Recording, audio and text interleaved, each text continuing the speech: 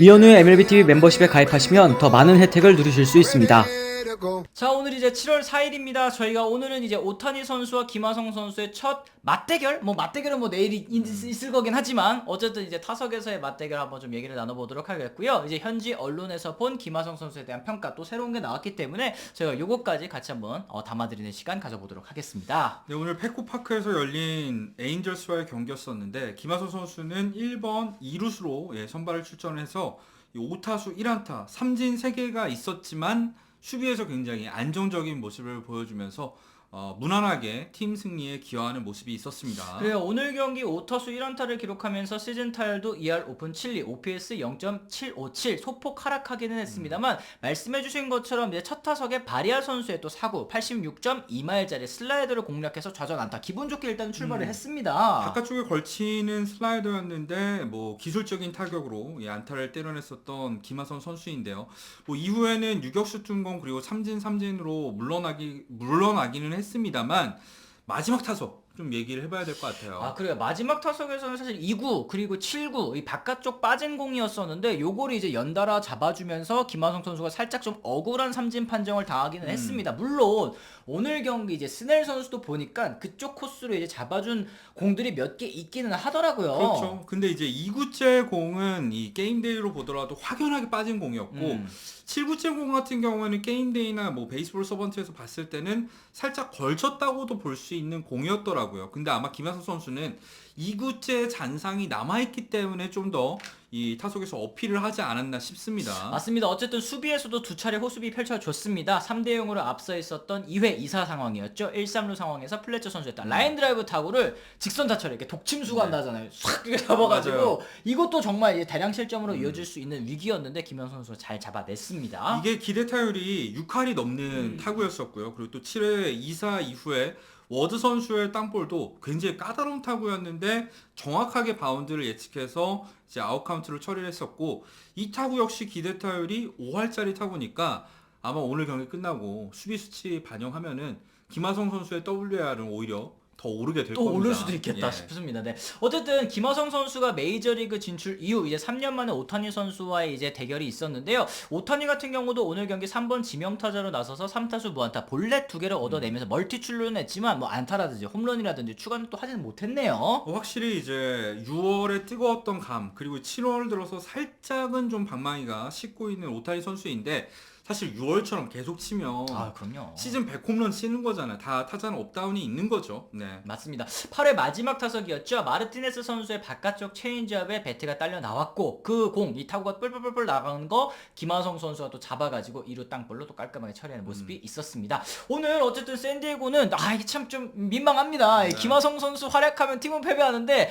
김하성 선수가 5타수 1안타 약간 좀 아쉬운 모습을 보여주니까 팀 타선이 대폭발해가지고 10대3으로 승리를 거뒀고 중심 타선도 오늘은 진짜 힘을 많이 내줬어요. 네, 특히 보가치가 오랜만에 홈런을 때려냈는데 이게 경기 초반에 나온 3런 홈런이었기 때문에 좀 이제 샌디에고가 처음부터 좀 경기를 쉽게 풀어갈 수 있었었고 타티스 주니어 같은 경우에도 점수차가 조금씩 벌어져 있는 상황이긴 합니다만 3안타에 3타점을 만들어냈었고 마차도도 멀티히트를 때려냈었던 경기였죠. 그렇습니다. 10대3으로 에인절스를 꺾고 39승 46패 내셔널리그 여전히 4위에 처져 있는 그런 상황인데요. 에인절스 같은 경우에는 이제 연승에 또 실패를 했습니다. 지금 45승 42패 플러스 승패 마진 3위이기는 한데 와일드카드 5위이니만큼 또 앞으로 더 좋은 성적이 필요할 것 같아요. 네, 그런 만큼 사실 내일 있을 오타니 선수의 등판이 더 중요합니다. 오타니 같은 경우에는 손톱이 깨지면서 지난 등판에서 이제 7회에 올라왔다가 내려간 이후 손톱이 이미 깨져 있는 상황에서 투구를 했기 때문인데 그 부분을 좀 더 이제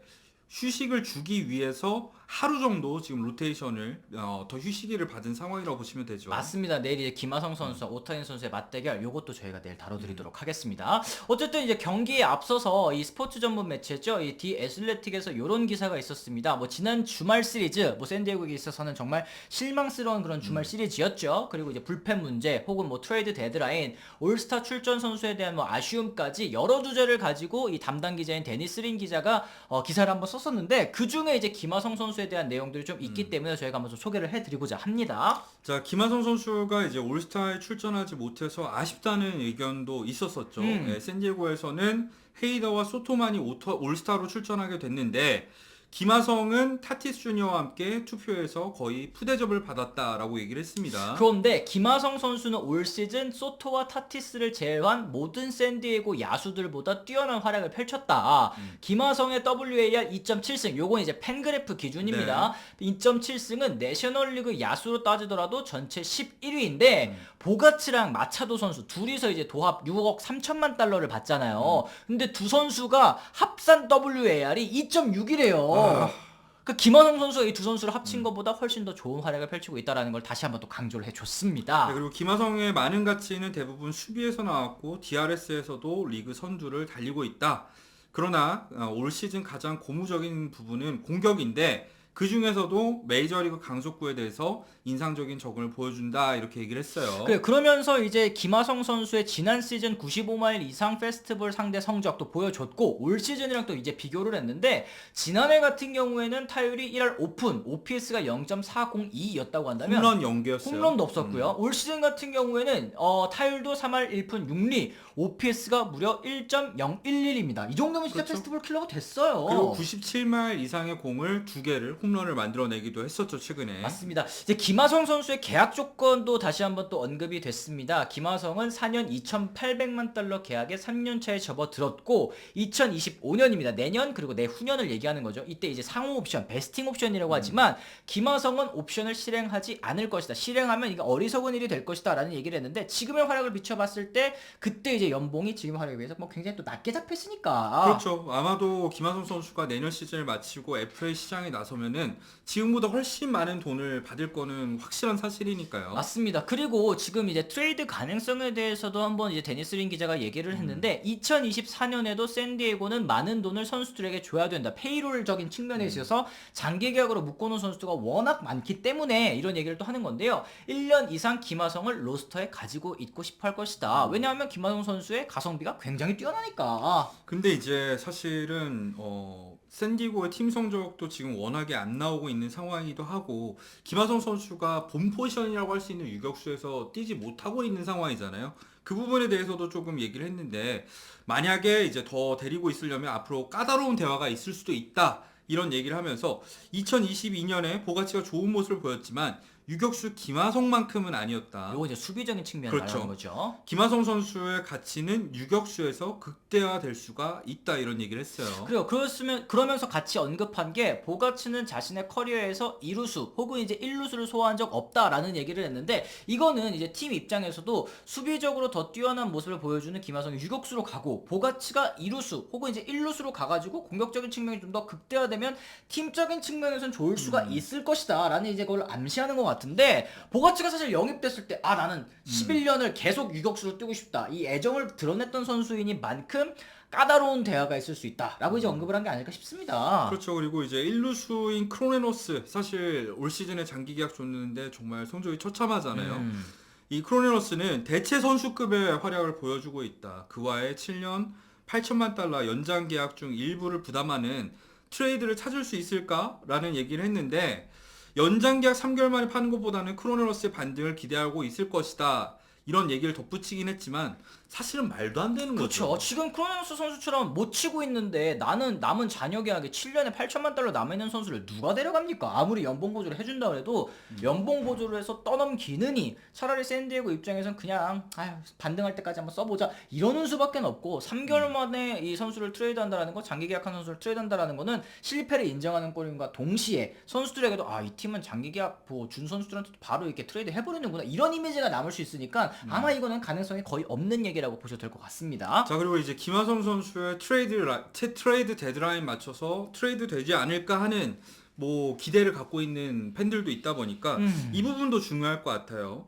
더불어 트레이드 데드라인이나 오프 시즌 때 김하성 선수를 이적시키는 것은 클럽하우스나 팬들에게 좋은 반응을 얻지 못할 것이다 라는 얘기도 했습니다. 그리고 그만큼 이제 김하성 선수가 팀 내 뭐 가성비적인 측면에서나 아니면 팀 케미스트리적인 측면에서나 선수 본인의 그냥 가치로서나 최근에 뭐 페스티벌도 잘 치고 있으니까 팀 입장에서는 김하성 선수를 어디로 떠나보낼 필요가 전혀 없는 떠나보낼 이유도 없고 뭐 지키고 싶은 그런 선수라고 계속 좀 얘기를 하고 있는 것 같습니다. 그렇죠. 그리고 또 이제 이것도 중요하죠. 팬들에게 좋은 반응을 얻을 수 없을 것이다. 김하성 선수가 지금 페코파크에서 열리는 홈 경기마다 정말 압도적인 응원을 받고 있는 상황이잖아요. 음. 이런 김하성 선수를 트레이드하는 거는 샌디에고 팬들도 반대를 하지 않을까 저는 생각을 합니다. 그래요. 저희가 뭐 항상 드리는 말씀이지만 샌디에고 지금 이게 이 지구 사이로 쳐져 있습니다. 지금은 리셋 버튼을 누를 수 없는 상황까지 왔기 때문에 영입해야 된다. 특히 이제 불펜 보강을 해야 된다. 그런데 아직까지도 어떤 선수에게 관심이 있다든지 아니면 어느 구단과 대화를 나누고 있다든지 이런 얘기는 뭐 하나도 안 들리고 있는 그런 상황이긴 하지만 프렐러 단장이 조금 더 물밑에서 또 빠르게 좀 움직일 필요는 있어 보인다. 이런 얘기는 저희가 또 드릴 수 있을 것 같습니다. 어쨌든 내일은 이제 드디어 오타니 선수와 또 김하성 선수가 투타 맞대결을 또 펼치는 날입니다. 굉장히 또 여러분들께서도 기대하실 것 같은데요. 내일 또 이 경기 결과 같은 경우에도 저희가 또 이제 영상을 통해서 정리해 만들어 드릴 예정이니까 내일 영상에도 많이 관심 부탁드리도록 하겠습니다. 어쨌든 저희가 오늘 준비한 소식은 또 여기까지고요. 저희는 내일 다시 돌아오도록 하겠습니다. 지금까지 시청해 주신 분들 모두 감사합니다. 고맙습니다.